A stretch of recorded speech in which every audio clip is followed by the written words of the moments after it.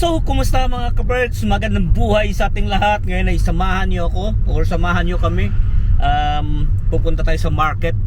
Mamamalengke na naman tayo mga ka-birds. Wala naman tayong pang-ulam, so mamamalengke tayo. Samahan niyo kami. Dadaanan ko lang yung aking kaibigan kasi pag pumupunta ako dyan, dinadaanan ko siya para dalawa kami doon mamili. Baka makakita tayong mura na mga seafood na naman. So, let's go mga ka-birds.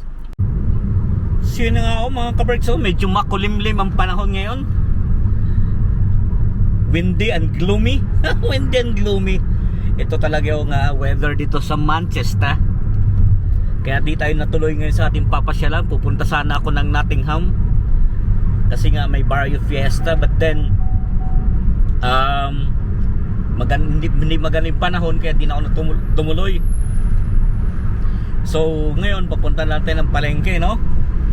Marami tayong balak gawin pagka off, kaya lang it depends sa weather. Di ba? So pag hindi talaga magandang panahon, huwag natin ipilit. So dito sa palengke okay lang yan kasi indoor naman yan. Tsaka saglit lang yan dyan.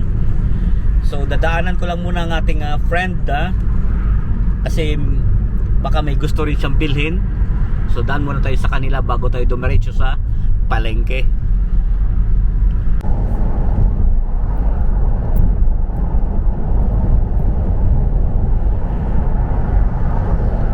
So malapit na nga tayo mga ka-birds sa bahay ng aking kaibigan. Isang liko na lang. Isang liko. Dadaanan nga natin siya mga ka-birds para sabay kami talaga niyang bumili ng isda. Kung anong mura pala doon. Baka may pusit, ano? Alam mo yun? Yung pusit. Yun ang mga hinahanap natin eh. So yun nga mga ka-birds, malapit tayo sa bahay ng aking kaibigan. Puro na lang tayo malapit. Ganon talaga ang ating wala lang tayong masabi, kaya syempre, di ba? Ganon talaga. Nalak ng tipaklong naman, no. Ganon ba, no? Nalak ng tipaklong. So malapit na nga tayo, honestly, malapit na nga tayo. Isang liko na lang talaga mga ka-birds. Nadaanan na natin siya. At diretsyo na tayo sa market. So tatawagan natin yung ating kaibigan.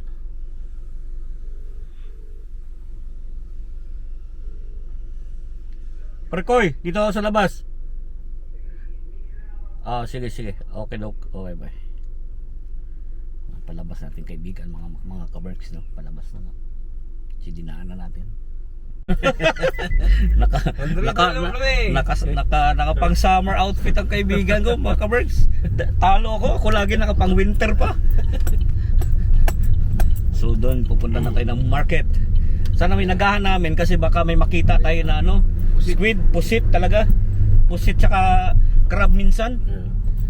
Tsaka salmon. Yun ang natin yan. So mamaya abangan nyo natin doon kung ano makikita natin yun mga ka-birds. Yun ang ginagawa nilang mussel o kaya to. Oo. Pero talagang super ang mo dyan. Yung ako nung nakaraan, nung lutaw sitaw, di ba? Oo. May natira pa nga doon pero kakainin Ningning. Kaya ko ubusin dati kapag dalawang sunod akong kumain, sumakit yung tuhod ko. Hirap akong doon sa trabaho ba, yung magluhod, yung bend. Yung sitaw ba? Yung basta nga mga beans. Beans, kaya nga. Yeah. Sabi ko, ba't ayaw mo na kumain? Sabi ko, sumakit tuhod ko, hirap ako sa trabaho, Ngayon, nawala na Uric acid. Taas. Dapat yun yung mga uric. So dito na nga kami mga ka-birds sa market. Sino naman dito para tayong wala sa England pag nandirito ka. Iba-ibang dito mga ka-birds, iba-ibang bansa. So yun. Mamaya pakita ko sa inyo. Pupunta muna tayo sa mga ka-birds sa isdaan kasi baka maunahan kami. Kaya mo yung mga karne, meron yan, pusit, unahin natin. So pupunta muna tayo sa mga pusit. Kaibigan nakapang summer Talo-talo tayo sa pormahan. Summer na summer. May pusit na pre, may pusit. Yan, ito pusit. Wow, ang sibrim. Maghintay-hintay pa tayo bago magmura yan Walang ang pusit. Wala talagang pusit. May makiril pa ako sa bahay Dito sa kabila. Walang gaano. Patay. Yung Tomahawk ito. Baka maunahan ka na naman. Tingin tayo.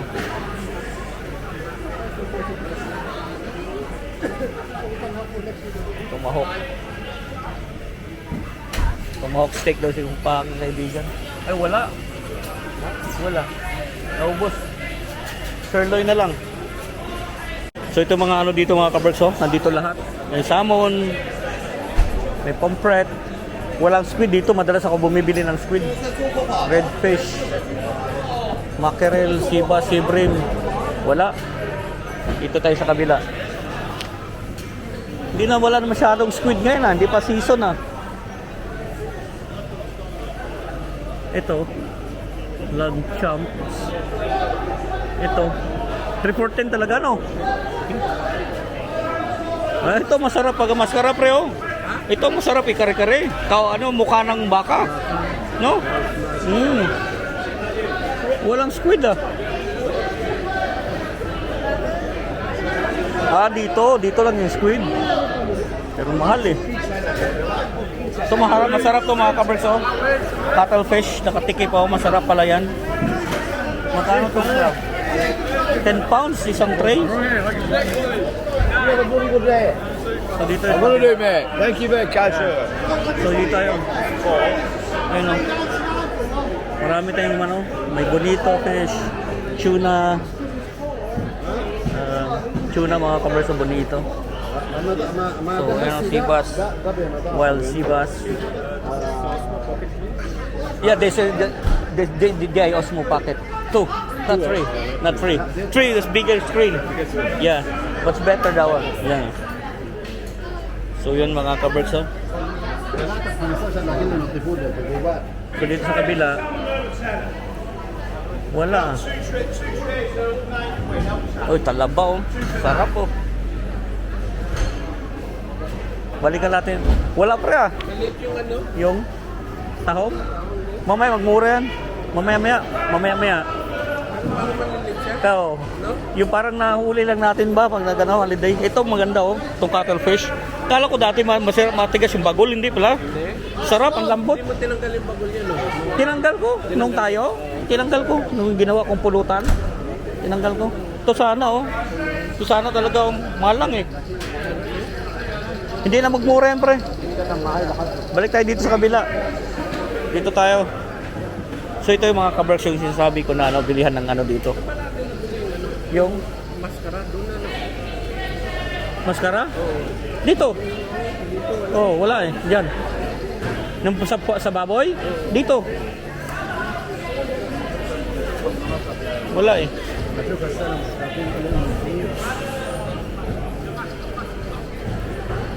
Wala pa rin, hindi para siguro season ng squid. Oo. Ito, bone marrow. Ito mga ano mga kaberks. Sea bream. Sea bass. So mamaya yan, magte-10 pounds yan. Dito muna tayo pre. Oh. Tingnan mo natin dito ba? Ito, maskara oh. Baka ba? Mahal kasi ito dito.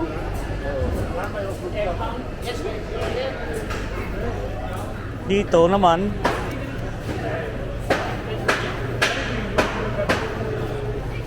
£10. Kunti, maliliit eh. Oh. Saan mo na lang siguro mamaya pagka ano? Wala.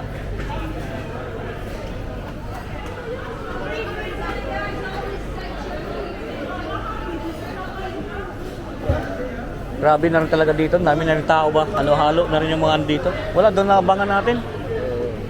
Pero pag wala, ay, mahal pa eh. Oh. Ay, si Brim lang kuhain ko pag gaganon. Kaysa sibas. Oh. Kasi ayaw ng bata ng sibas eh. Kami lang niningning ba? Masarap yung ano eh. Ay, ito yung ulo. Kaya ayoko na magsisig pre. Ito mga kaberks yung ulo.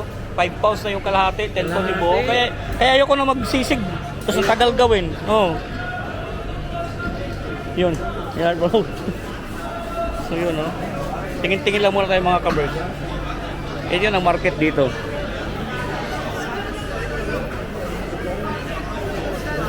May makirel pa kasi ako sa bahay. Itong salmon siguro mamaya. Grabe, mahal na yung salmon ba? Oh?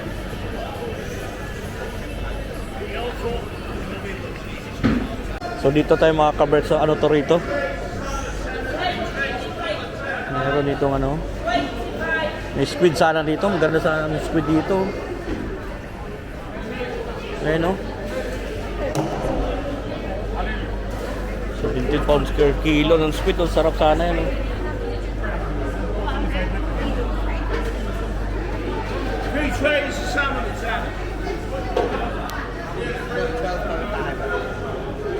Ito talaga maganda oh. Cuttlefish. Laki.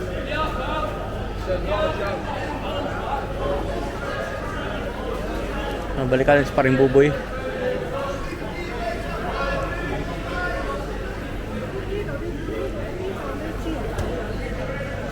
Ah, pre.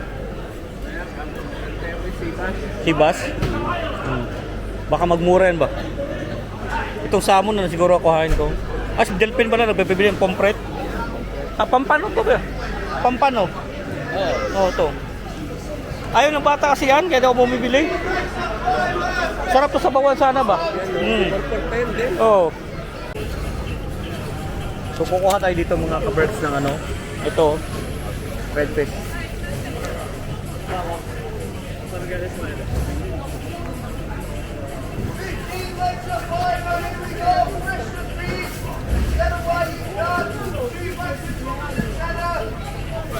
Wala tayong redfish, masarap to mga kabirds.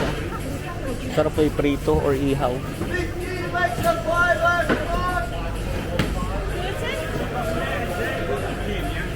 So ba?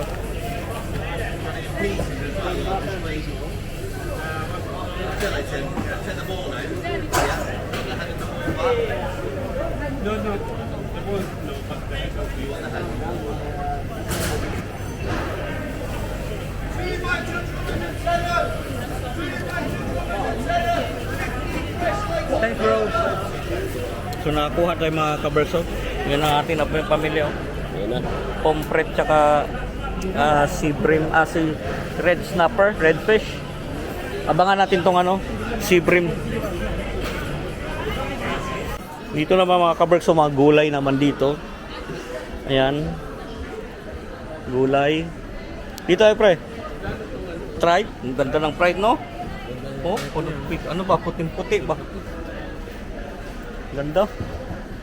Yan ang sarap i-ano. I-ano ba? Wala yan. Sarap yung tripe na yun.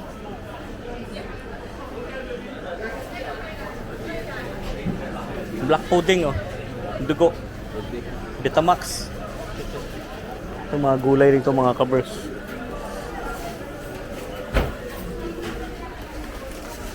Yung mga kabers may karpa oh. Sarap nito, karpa. No? Ito karpa din oh. Ayun oh. Mirror carp. Ito masarap talaga to, karpa. So, dito mga kabers, mga lahat ng prutas naman oh. So kumuha nga tayo ng avocado. So masarap yung avocado pagka gawin nating salsa at mura dito. Pero lahat ng klase ng prutas dito nandito sa dito. Mga kaberks. Ayan o. Lychee, sweet cherry. Ayan. Pwede mo itakas to, di bayaran eh. Pero ano, mahiya ka naman. So yan din o, mga gulay. So yun. So bayaran na natin itong mga kaberks. So yun nga mga kaberks, natapos na kami ng mamalingkin ng kaibigan. Nakabili lang na kami ng sea bream. Meron akong cuttlefish na naman.